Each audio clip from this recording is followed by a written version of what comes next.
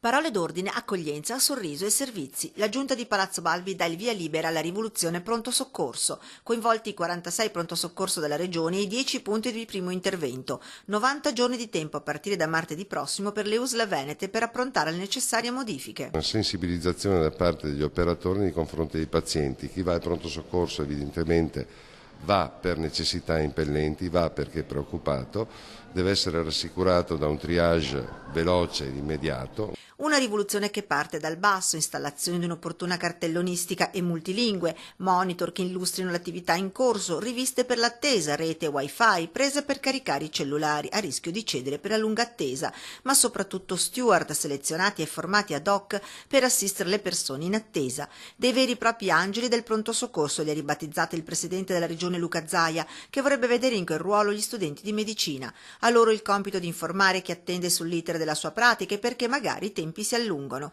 Una rivoluzione già testata in 3 USL del Veneto, quella di Treviso e 2 del Vicentino. Io credo che sia assolutamente necessario gestire i pronto soccorsi con questa procedura, visto e considerato che è un punto sensibile. Pronto soccorso che sono ancora punto di riferimento per l'utenza con circa 2 milioni di accessi all'anno, pari a 13 milioni di prestazioni. Ricorso al pronto soccorso che negli anni, grazie al nuovo piano sanitario e al ticket, ha visto un ridimensionamento.